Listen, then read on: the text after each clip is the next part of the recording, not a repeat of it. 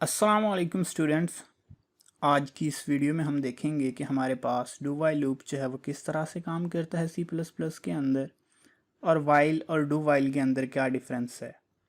अगर हम बात करें डू वाइल लूप की, तो वाइल लूप के अंदर हमने देखा था कि हमारे पास कंडीशन जो है वो पहले इवेल्युएट होती है और उसके बाद कंट्रोल जो है वो लूप की बॉडी में एंटर होता है ताकि स्टेटमेंट्स को एग्जीक्यूट कर सके। लेकिन डू वाइल लूप के अंदर हमारे पास पहले लूप की बॉडी के अंदर कंट्रोल स्टेटमेंट्स को एग्जीक्यूट करता है और उसके बाद कंडीशन को इवेल्युएट किया जाता है।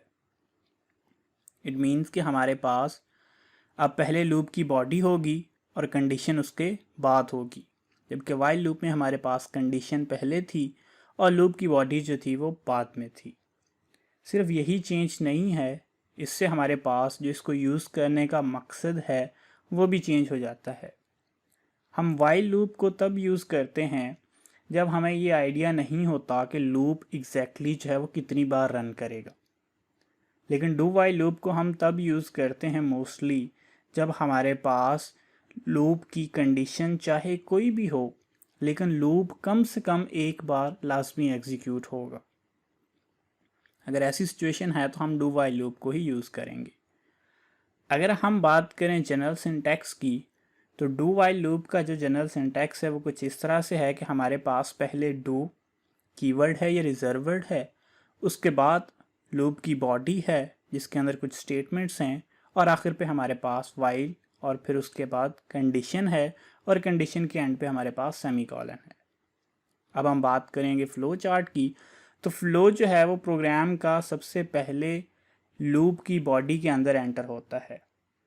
लूप की बॉडी में एंटर हो के पहले स्टेटमेंट्स को एग्जीक्यूट करता है, जबकि अब तक हमने जितने भी प्रोग्राम्स देखे हैं उनमें हमारे पास पहले कंडीशन को चेक किया जाता था, लेकिन यहाँ पे पहले स्टेटमेंट्स को एग्जीक्यूट किया जाएगा। स्टेटमेंट्स को एग्जीक्यूट करने के बाद जो कंट्रोल है वो कंडीशन को चेक करेगा। अगर हमारे पास कंडीशन जो है वो ट्रू होगी तो फिर दूसरी बार स्टेटमेंट्स को दोबारा एग्जीक्यूट किया जाएगा, और इस तरह से ये प्रोसेस तब तक चलता रहेगा जब तक कि हमारे पास कंडीशन जो है वो ट्रू होगी। जब हमारे पास कंडीशन फॉल्स हो जाएगी तो उस सिचुएशन में हमारे पास जो कंट्रोल है वो लूप की बॉडी में एंटर होने की बजाय वो एग्ज़िट कर जाएगा उस लूप से। इस तरह से हमारे पास जो डू वाइल लूप है इसका फ़्लो चार्ट हम अंडरस्टैंड कर सकते हैं, या इसकी वर्किंग को हम अंडरस्टैंड कर सकते हैं। अगर हम बात करें प्रैक्टिकल की, तो प्रैक्टिकली हम इसको करके देखते हैं कि किस तरह हम डू वाइल लूप को जो है वो लिखेंगे और इसका जो प्रोग्राम है वो किस तरह से प्रैक्टिकली काम करेगा। सबसे पहले हम एक इंटीजर डाटा टाइप का वेरिएबल डिक्लेयर कर रहे हैं जिसका नेम n रखा है हमने। अब हम इस n को जो है वो इनिशियलाइज करते हैं वैल्यू 1 पे। अब हम जो है वो डू वाइल लूप को स्टार्ट करते हैं, तो सबसे पहले हम डू लिखेंगे। ये एक रिजर्व वर्ड या कीवर्ड है जो बताता है कंपाइलर को कि यहाँ से जो डू वाइल लूप है वो स्टार्ट हो चुका है। उसके बाद इसकी बॉडी, और बॉडी के अंदर हम स्टेटमेंट्स लिखेंगे। स्टेटमेंट में हम सिंपली यहाँ पे जो n है हमारे पास वेरिएबल, उसकी वैल्यू को स्क्रीन पे प्रिंट करना चाह रहे हैं, और उसके बाद हमने इंक्रीमेंट जो है वो यूज़ किया है ताकि हर बार n की वैल्यू जो है वो इंक्रीज़ हो, और एक टाइम ऐसा ज़रूर आए जहाँ पे हमारे पास लूप जो है वो टर्मिनेट हो जाए। उसके बाद वाइल, और हमने कंडीशन लिखी है वाइल के बाद। अब ये कंडीशन जब हमारे पास n की वैल्यू जो है वो 10 से ग्रेटर हो जाएगी तो कंडीशन फॉल्स होगी और लूप जो है वो हमारे पास टर्मिनेट कर जाएगा। यहाँ पे एक पॉइंट जो नोट करने वाला है कि हमारे पास वाइल के बाद जो कंडीशन है उसके बाद सेमीकोलन आता है, जबकि हम जब वाइल लूप लिखते थे तो वहाँ पे हमारे पास कंडीशन के बाद सेमीकोलन नहीं आता था। तो हो सकता है सम टाइम आपसे ये मिस्टेक हो जाए कि आप यहाँ पे सेमीकोलन जो है उसको यूज़ ना करें। अगर हम इसको एग्जीक्यूट करते हैं और एग्जीक्यूट करके हम इसका रिज़ल्ट देखते हैं तो हमारे पास बेसिकली जो वेरिएबल n है उसकी वैल्यूज़ ही प्रिंट हो रही हैं। 1 से लेकर 10 तक हमारे पास जो n की वैल्यूज़ हैं सिंपली वो प्रिंट हुई हैं। अब आउटपुट को थोड़ा बेटर बनाने के लिए हम सिंपली जो है वो एंड एल को यूज़ करते हैं ताकि हमारे पास हर वैल्यू जो है वो सेपरेट लाइन पे शो हो। अब हमारे पास जो वैल्यूज़ शो हो रही हैं वो हमारे पास 1 से लेकर 10 तक हैं और हर वैल्यू जो है वो अलग लाइन में शो हो रही है। इस तरह से हमारे पास जो डू वाइल लूप है ये काम करता है।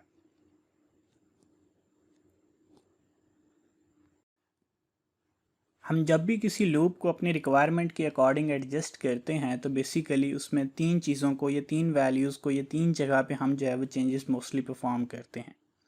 सबसे पहला तो वेरिएबल की जो इनिशियलाइजेशन है उसको चेंज करते हैं। उसके बाद हमारे पास जो उसमें इंक्रीमेंट और डिक्रीमेंट है उसको चेंज करते हैं। और उसके बाद हमारे पास जो कंडीशन है हम उसको चेंज करते हैं।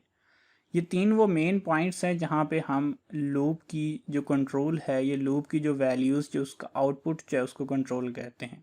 फॉर एग्ज़ाम्पल यहाँ पे मैंने कुछ चेंजेस करके जो 5 का टेबल है उसको शो किया है।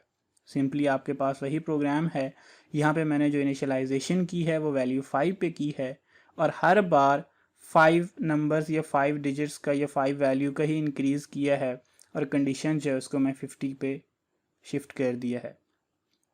इससे आपके पास क्या होगा कि फ़र्स्ट टाइम n की वैल्यू जो प्रिंट होगी वो 5 होगी। नेक्स्ट टाइम जो है वो n की वैल्यू में 5 ऐड होगा तो 5 + 5 10 हो जाएगा। इसी तरह से हमारे पास 10 में फिर नेक्स्ट टाइम 5 ऐड होगा तो 15, फिर 15 में 5 ऐड होगा तो हमारे पास 20। और इस तरह से हम किसी भी डिजिट का, किसी भी वैल्यू का या किसी भी नंबर का जो टेबल है वो हम शो कर सकते हैं या उसको हम प्रिंट कर सकते हैं। अब हमारे पास एक टर्म यूज़ होती है इन्फिनिट लूप की। इन्फिनिट लूप हमारे पास क्या होता है, जब आप कंडीशन जो है वो इस तरह से यूज़ कर दें कि हमारे पास कभी भी कंडीशन ट्रू ना हो, तो ऐसी सिचुएशन में हमारे पास जो लूप बन जाएगा वो इन्फिनिट लूप बन जाएगा। जैसा कि आप स्क्रीन पे देख सकते हैं कि इस लूप को मैंने इन्फिनिट लूप में कन्वर्ट कर दिया है। अब लूप जो है वो हमेशा के लिए एग्जीक्यूट होता रहेगा। अब ये लूप कभी टर्मिनेट नहीं होता। क्यों नहीं होता? क्योंकि कंडीशन कभी भी फॉल्स नहीं होती। मैंने कंडीशन को इस तरह से चेंज कर दिया है या मॉडिफाई कर दिया है कि मेरे पास जो कंडीशन है वो ऑलवेज ट्रू होगी। कैसे? कि n को मैंने 50 से स्टार्ट किया है, 50 के बाद मैंने उसके अंदर 5 ऐड किया है और मैंने कहा है कि n is greater than equal to 50। अब जब n 50 से स्टार्ट हो रहा है और हर बार उसमें 5 ऐड होते जाएंगे तो हमेशा 50 से ग्रेटर ही रहेगा। इस तरह से मेरे पास एक इन्फिनिट लूप जो है वो बन जाएगा। अब हम एक प्रोग्राम बनाते हैं जिसके अंदर हम किसी नंबर का या किसी डिजिट का या किसी वैल्यू का फैक्टोरियल जो है हम उसको कैलकुलेट करते हैं। अब फैक्टोरियल होता क्या है वो पहले देख लेते हैं। हमारे पास किसी भी नंबर का जो फैक्टोरियल है, इसका मतलब ये है कि फॉर एग्ज़ाम्पल हम अगर 5 के फैक्टोरियल की बात करें तो 5 का फैक्टोरियल हमारे पास क्या होगा कि 5 से हम बैकवर्ड मल्टीप्लाई करते हुए 1 तक पहुंचेंगे। मीन कि हम 5 को मल्टीप्लाई करेंगे 4 से, जो रिज़ल्ट आएगा उसको मल्टीप्लाई करेंगे 3 से, जो रिज़ल्ट आएगा उसको मल्टीप्लाई करेंगे 2 से, उसका जो रिज़ल्ट आएगा उसको मल्टीप्लाई करेंगे हम 1 से। तो इस तरह हमारे पास जो 5 का फैक्टोरियल आता है वो हमारे पास 120 के इक्वल आता है। अब फैक्टोरियल को कैलकुलेट करने के लिए हमारे पास 2 मेथड्स हैं या 2 वेज हैं। या तो हम मिनिमम वैल्यू यानी कि 1 से मल्टीप्लाई करते करते उस नंबर तक मल्टीप्लाई करते जाएं जिस नंबर का हमने फैक्टोरियल कैलकुलेट करना है, या हमारे पास जो दूसरा मेथड है, सेकंड मेथड है, उसके अंदर हम जो नंबर जिसका हमने फैक्टोरियल कैलकुलेट करना है उसको बैकवर्ड मल्टीप्लाई करते हुए 1 तक पहुँच जाएँ। इस तरह से भी हम फैक्टोरियल जो है वो कैलकुलेट कर सकते हैं। अब ये दोनों पॉसिबिलिटीज़ जो लूप है उसकी मदद से की जा सकती हैं। अब हम सिंपली क्या करते हैं कि वो नंबर चूँकि हमने यूज़र से लेना है जिसका हमने फैक्टोरियल कैलकुलेट करना है, तो हम सिंपली सी आउट स्टेटमेंट को यूज़ करते हुए यूज़र को एक मैसेज शो करते हैं कि वो एक नंबर एंटर करे जिसका वो फैक्टोरियल जो है वो कैलकुलेट करना चाहता है।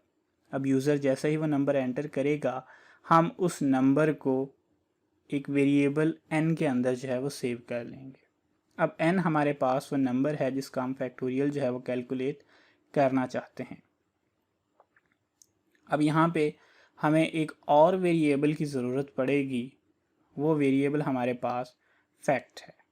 वो हम यहाँ पे एज ए फैक्ट जो है, या उस वेरिएबल का नाम जो है वो हम फैक्ट रख के यहाँ पे उसको डिक्लेयर कर रहे हैं। अब ये वेरिएबल हमारे पास क्या करेगा, ये वेरिएबल बेसिकली हमारे पास जो फैक्टोरियल की मल्टीप्लिकेशन के रिजल्ट्स हैं उनको सेव करता रहेगा।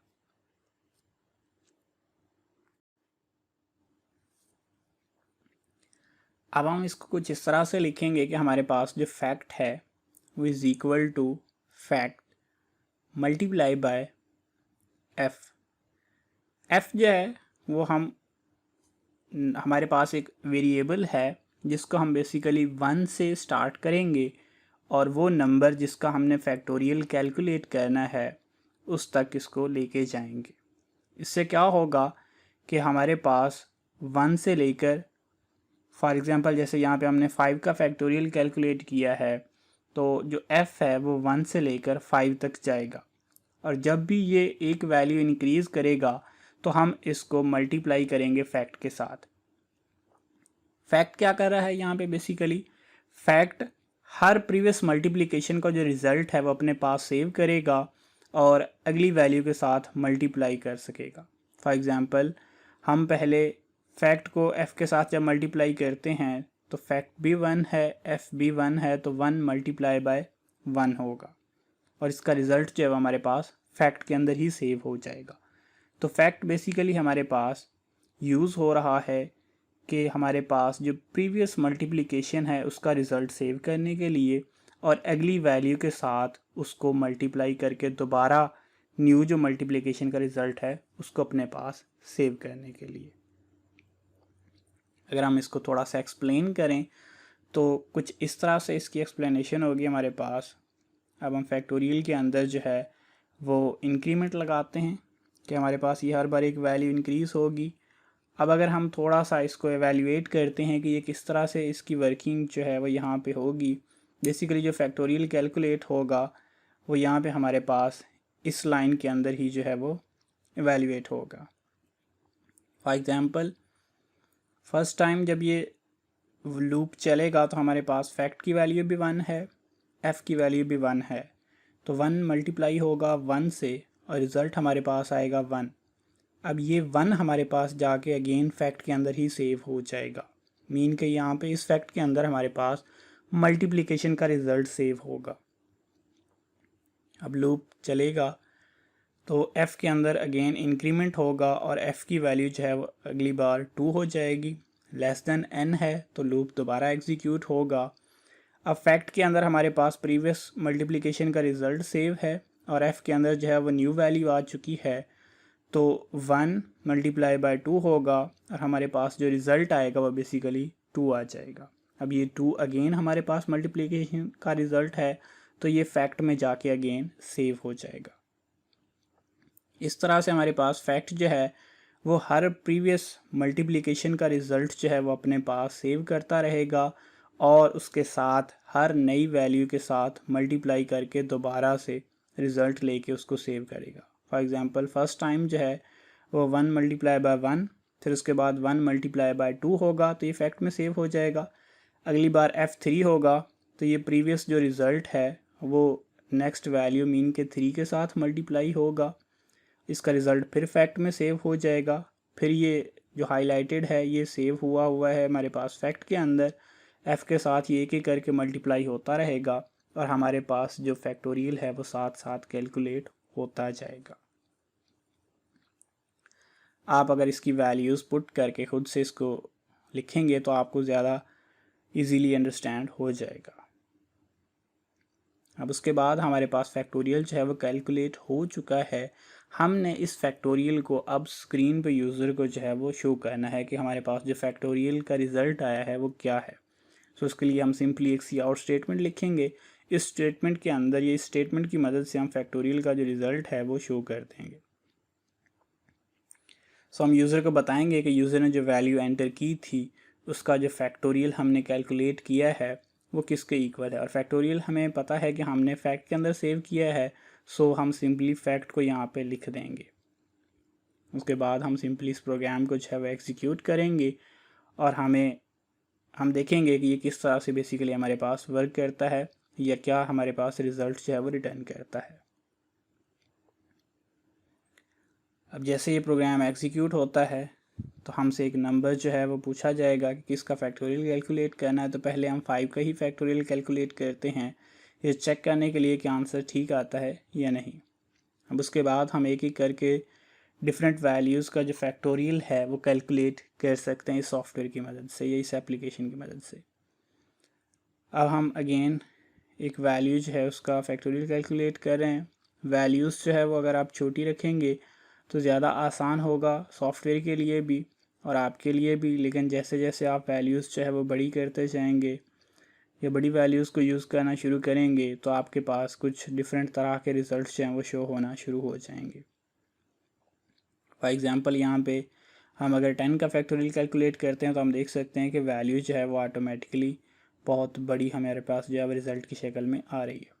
इस तरह से आप को पता है कि फैक्टोरियल जो है चूँकि इसमें मल्टीप्लिकेशन इन्वॉल्व है तो अगर आपके पास एक कम वैल्यू जो है तो उसका फैक्टोरियल भी बहुत बड़ी वैल्यू की शक्ल में आपके पास आ सकता है। इसलिए फॉर एग्ज़ाम्पल अगर हम 50 का फैक्टोरियल जो है वो कैलकुलेट करते हैं तो आपके पास हो सकता है कुछ अनएक्सपेक्टेड रिज़ल्ट आए। फॉर एग्ज़ाम्पल मैंने यहाँ पे 50 लिखा तो आपके पास 50 का फैक्टोरियल जो है वो 0 रिटर्न हुआ, जबकि 50 का फैक्टोरियल 0 नहीं होता। अब ये 0 हमारे पास क्यों आया है, इसमें बेसिकली हमारे पास एक लॉजिकल एरर है। मीन कि हमारे पास कुछ सॉफ्टवेयर के अंदर जो लॉजिक थी वो सही काम नहीं की, जिसकी वजह से ये एरर हमारे पास आया है। अब ये एरर है हमारे पास इंटीजर डेटा टाइप की वजह से कि हम 50 का फैक्टोरियल कैलकुलेट करना चाह रहे हैं और उसका जो रिज़ल्ट है वो हम फैक्ट के अंदर सेव करना चाहेंगे और फैक्ट जो है वो बेसिकली इंटीजर डेटा टाइप का वेरिएबल है। अब इंटीजर डेटा टाइप के अंदर इतनी कैपेसिटी नहीं है कि वो 50 का फैक्टोरियल जो है उसको अपने पास सेव कर सके। सो उसके लिए हमें क्या करना होगा कि फैक्ट की जो डेटा टाइप है उसको चेंज करके हमें डबल करना होगा। अब डबल डेटा टाइप जो है वो बहुत बड़ी वैल्यू को सेव कर सकती है, इसलिए अब हमारे पास जो रिज़ल्ट आएगा 50 के फैक्टोरियल का वो बिल्कुल ठीक है। लेकिन आप देख सकते हैं कि ये आपके पास जो 50 का फैक्टोरियल है ये एक बहुत बड़ी वैल्यू है, 3.04141 इंटू 10⁻64। ई प्लस का जो सिंबल है ये बेसिकली 10⁻⁴ साइंटिफिक नोटेशन के अंदर रिप्रेजेंट कर रहा है। मीन कि आपके पास 3 लिखने के बाद अगर आप 64 ज़ीरोज़ लगाएं तो आपके पास 50 का फैक्टोरियल जो है वो कैलकुलेट होके आएगा। ये 50 के फैक्टोरियल का रिज़ल्ट है। अब इससे आप आइडिया लगा सकते हैं कि 50 का जो फैक्टोरियल है वो कितनी बड़ी वैल्यू है और हमारे पास फैक्टोरियल जो है वो कितनी जल्दी जो है वो बहुत बड़ी वैल्यू के अंदर चेंज हो सकता है। यहाँ तक हमारे पास डू व्हाइल लूप की वर्किंग थी, फ्लो चार्ट था, जनरल सिंटैक्स था और उसकी कुछ एग्जांपल्स थी। होप सो कि आपको अंडरस्टैंडिंग हुई होगी। अगर कोई क्वेश्चन हो तो आप लोग कमेंट्स में पूछ सकते हैं।